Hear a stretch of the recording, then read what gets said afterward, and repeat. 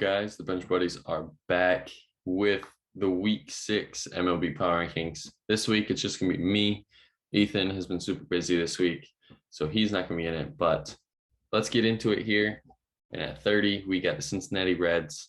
They threw a no-hitter. Congrats to them. But they lost 1-0 to the Pirates.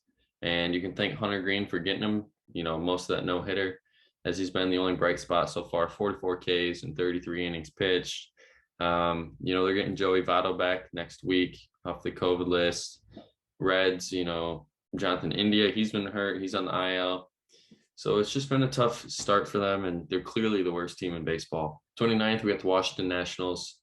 The only thing that they got going right now are the Juan Soto trade rumors. Will they trade him? Will they not? I mean, it's Juan Soto. He's doing his thing. Josh Bell, he's been great. But after that, this whole team is just a downfall. It's terrible. And they're going to be in last place in the NL East. And we have to talk about my Tigers. They're moving up one since last week's video. But the injury bug is hitting them hard. I'm making this a little late on Wednesday. Erod, he went down. He's probably going on the IL. Meadows is on the IL. Someone else went on the IL, but they got Reyes back. It's just been terrible for him. But the bullpen's been really good, and the ace this year has been Tariq Skubal. I mean, look at that, 2.5 ERA, 45 Ks. He's been the only bright spot in that starting rotation so far. 27th, we have the Kansas City Royals. They're a bottom 5 team. Salvi had his huge year last year, and then after that, they had nothing. Benintendi is kind of trending to be that guy this year. He's putting up good numbers, good average with 316. Bobby Witt Jr., he'll turn it on eventually. I mean, he's only been playing 32 games here for the Royals. So when he figures it out, I think there's going to be lots of promise there heading into the next year. But, I mean, right now we're already talking bad about the Royals, looking forward to next year. And that's just going to be how it is the whole year. Same with those Baltimore Orioles coming in at 26th. They just got swept by the Tigers, so that shows you how bad they are. Mullins is doing better, though, but they just can't score runs, just like the Tigers. 113 runs and is 28th in the MLB, only behind the Tigers and I believe the Reds. 25th, we got the Oakland A's, 5-13 in their last 18. The ERA of 3.57 is, making it competitive and why they're right around 500, you could say so far. Definitely a lot better team than I would have thought, at least through these, 35 games here.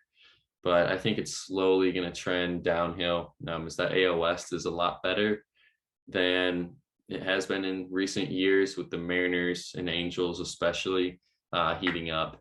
But the A's, I think it's going to be a young team. They're definitely going to be in their budget, that's for sure. 24th, we got the Chicago Cubs. And this year, there wasn't any expectations on this team. There still isn't. They're just out there playing ball. They only have 23 home runs this year as a team, which is worse than the National League. And they're bottom 10 in every major stat category. And that's why they're down here in the bottom 10 as well. It makes sense. Good news, though, is Stroman should be coming off of the IL to start on Thursday. So make sure you tune into that one. But that's the only good news right now for going for the Cubs. 23rd, we got the Texas Rangers. It's going to be a long year if Marcus Semien doesn't step up at all. He's hitting terrible right now, paying him a ton of money to take up a spot in the lineup and do nothing, literally nothing. I think I could go up there and put almost half of good or almost as good numbers as Marcus Semien. And that's saying a lot because I haven't played baseball in a while.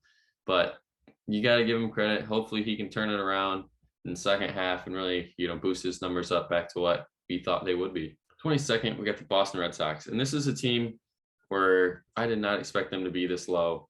You can see in the top left, preseason ranking is 7th, and they're already down here, not looking good. They're 5-11 in the tough AL East. Bogarts has been the only solid hitter. JD Martinez, also worth mentioning, is on, I believe, an 18-game hitting streak. And that means the team's slowly heating up, but they just need big guys like Trevor Story to get hot. Devers needs to be more consistent. And that's what it comes down to. Consistency, and that's something this rotation does not have. It's been terrible to watch. I mean, I think Evaldi gave up 7 runs, I think, yesterday in the second inning and 5 home runs or something crazy like that. And that's not what you want out of your starters. Obviously not any pitching, but if that's what your star is giving you, it's going to be a long game for bullpen and just make it harder for everybody else. 21st, we have the Pittsburgh Pirates.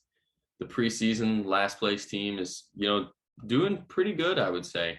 Brian Hayes is doing pretty good. Last year after all those injuries, he's finally healthy, playing well, being the guy that they thought he would be last year. But the pitching is what concerns me going on down the stretch and throughout this whole season. It's going to be high scoring games. They're going to give up lots of runs, and I don't think the Pirates are going to be able to compete. 20th, we got the Miami Marlins. Jazz Chisholm is the lone bright spot of this team. 6 home runs, 24 RBIs, 288 average in 28 games. And then Pablo Lopez is leading the major leagues. I still think in ERA for the NL. But other than that, look at it. They're 3-11 in their last 14, trending downhill fast after a very good start after 20 games. And, it's time for Miami to start losing, less attendance, to be in an empty ballpark. 19th, we got the Cleveland Guardians dropping a spot here. Jose Ramirez and Shane Bieber still didn't even change it from last week because this is going to be true every week. But COVID is the big thing affecting the Guardians. I think their whole, management seems like in the dugout has been out for games. And that's a problem, when you're having these guys that haven't managed before go and manage games. Those are situations, you have to look at, especially early in the year. When people are still trying to figure things out, it's always tough. 18th, surprisingly, we have the Arizona Diamondbacks. I believe they might get swept here against the Dodgers, so the record might be a little off. But when I updated it records, they were above 500. Crazy to think about here, as they were the 28th team in the preseason, already jumped up 10 spots. They're 8-4 in their last 12, but the hitting is what's going to hurt this team, especially in that loaded NL West this year. Hitting 204 as a team is not going to get it done. But that rotation is going to get it done. That 3.55 ERA for the whole staff. Rotation, I think, is around 2.5. So they're doing their jobs, keeping everyone in the game. But if they really want to show people what they're made of this year, that average is going to have to go up. 17th, we got the Philadelphia Phillies. They took 3-4 from the Dodgers, which is trending in the right direction. And when the pitching wakes up, it's going to be a scary team. Last week, it was when the hitting wakes up. They're starting to slowly get there. But now it's when the pitching can perform to their potential. The Phillies, when they can just piece it together, it's going to be a really good team to watch. 16th, not moving. We got the Mariners. J.P. Crawford and Ty France still picking up the load. Not top 10 in any major stat category was kind of interesting to me, seeing that. I think they were close with a few 12s and a 14, but after that, it was kind of around the 20th range. But the Mariners, they're a team that could squeak in the playoffs in that AL West. I think there's going to be 2 teams that make it. It's going to be close, but only time will tell. 15th, we got the Atlanta Braves. Not moving either. They're middle of the pack team, kind of ho-hum, just staying around 500. But one thing that they do have to look forward to is Kyle Wright being the next starting pitcher for them. Kind of came out of nowhere, in my opinion. I didn't really know of him coming in this year, which I probably should have. But he's putting up great numbers and consistent too. I mean, every start he's putting up consistent numbers, and we love that. But that leads me to my next point. They're a very inconsistent team. They can go win 2 and lose 3, win 3, lose 2. I mean, they need to figure out consistency, and then the Braves will be trending in the right direction. 14th, we got the Colorado Rockies, 1-6 in the last 7, but they still lead the league in average with 260. But the pitching, in Coors Field, it'll get to you. Almost have a 5 ERA. That's terrible. And I think this team is going to fizzle out as we get closer to the All-Star break here. The White Sox, they're starting to look better. 8-4 in their last 12. They're figuring it out. I think they're finally, Lance Lynn, he's finally going to get healthy here soon. Dylan Cease has been pitching well. Kopech's been pitching well as well. And when they get Lynn back, it's going to be tough 1, 2, 3 right there, in a weekend series. 12th, we got the Blue Jays dropping a lot. This will be their lowest ranking. So we'll change that for next week. Dropping to 12. I mean, this was my preseason pick to win it all. Not looking too hot right now. It's early, 35 games. It's a long season. You win 50, you lose 50. It's what you do with the other 62.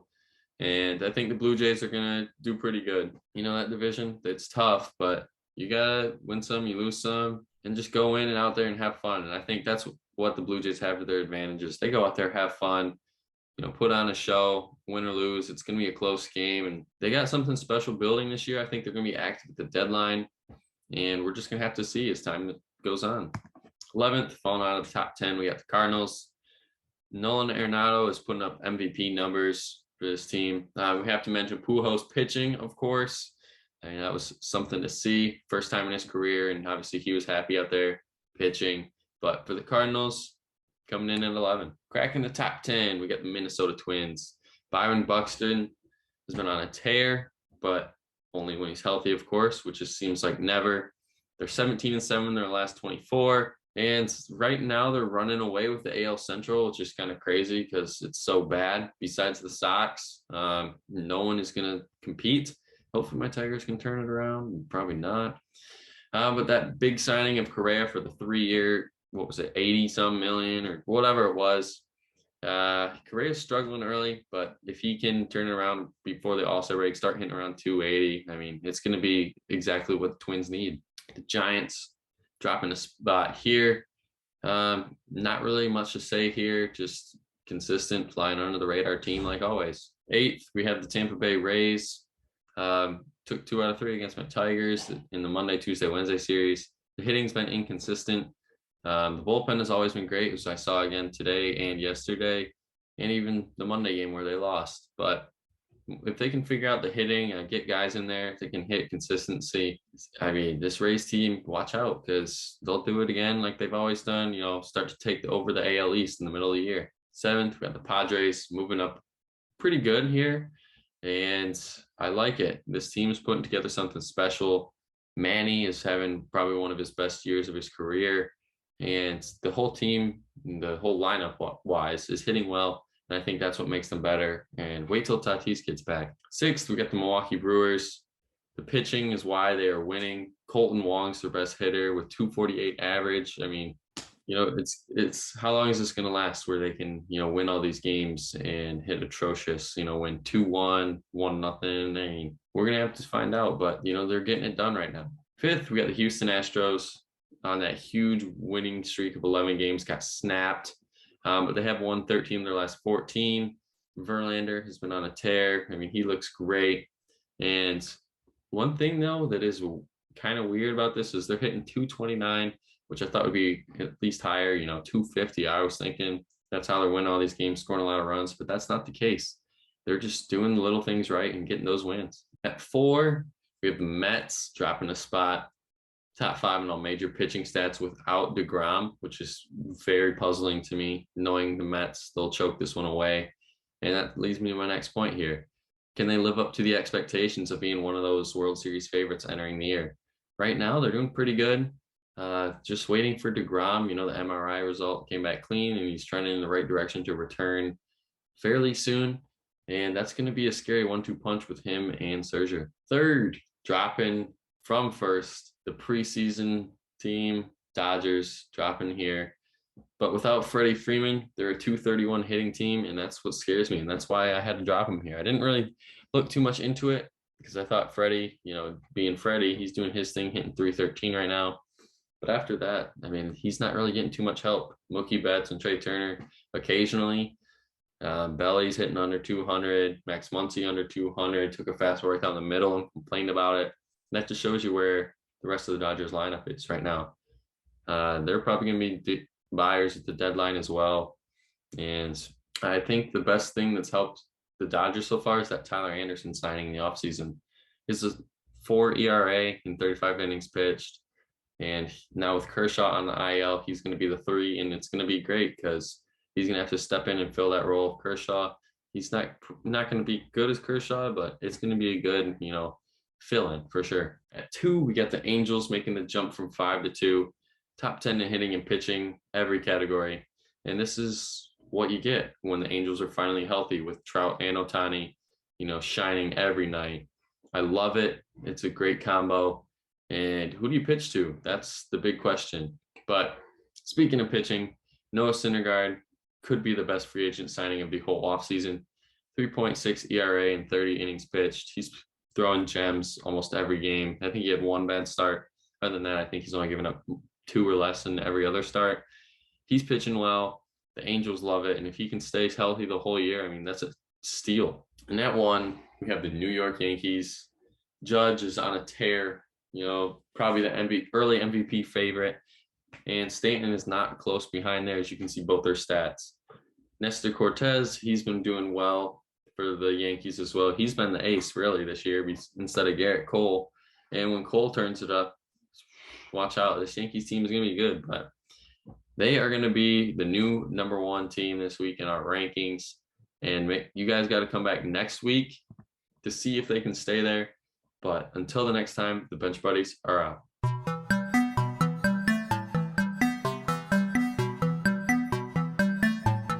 She never called back.